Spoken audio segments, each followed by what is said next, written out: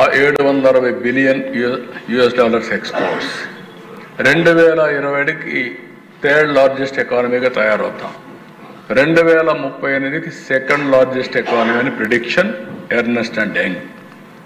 Towards మన aim is number 1 economy by 2047, that is Viksit Bharat.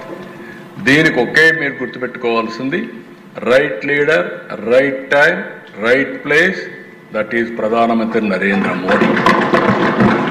నేను ఎందుకు ఈ మాట వాడుతున్నానంటే ఒక ఇంటికి మంచి లీడర్ ఉంటే ఆ ఇల్లు బాగుపడుతుంది, ఒక ఊరికి మంచి లీడర్ ఉంటే ఆ ఊరు బాగుపడుతుంది, ఒక నియోజకవర్గానికి ఒక మంచి ఎమ్మెల్యే అంటే ఆ నియోజకవర్గం బాగుపడుతుంది, ఒక రాష్ట్రానికి మంచి నాయకత్వం ఉంటే రాష్ట్రం కూడా బాగుపడుతుంది. దాంట్లో అనుమానం లేదు.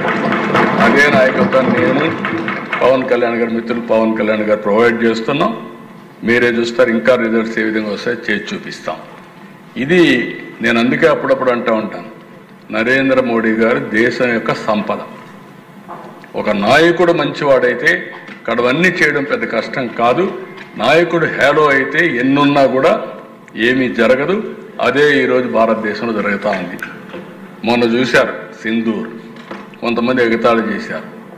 నిన్న చూశారు అమెరికా కూడా మళ్ళా మనతో సంబంధాలు పెట్టుకునే పరిస్థితి వచ్చిందంటే దట్ ఈజ్ నరేంద్ర మోడీ.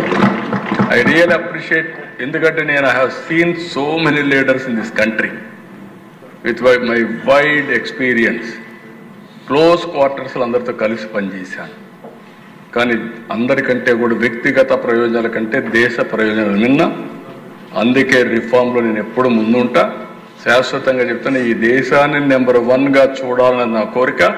అందులో తెలుగు జాతి అగ్రస్థానంలో ఉండాలని నా ఆకాంక్ష. ఈ రెండు జరుగుతాయి. నెక్స్ట్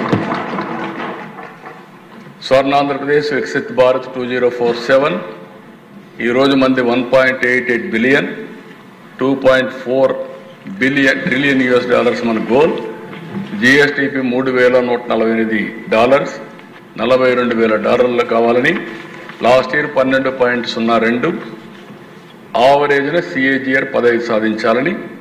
మనకు అబండెంట్ నేచురల్ రిసోర్సెస్ ఉన్నాయి, జాగ్రఫిక్ అడ్వాంటేజ్ ఉంది, సీ కోస్ట్ అడ్వాంటేజ్ ఉంది, స్ట్రాంగ్ డెమోగ్రఫిక్ డివిడెంట్ ఉంది, బ్యాలెన్స్డ్ రీజనల్ డెవలప్మెంట్ పొటెన్షియల్ ఉంది, టెక్నాలజీ అడ్వాంటేజ్ తెలుగు వాళ్ళు అందిపుచ్చుకున్నారు, ఇన్స్టిట్యూషన్ రెడీనెస్, గవర్నెన్స్ డెప్త్, ఇవన్నీ కూడా మనం చూసుకుంటే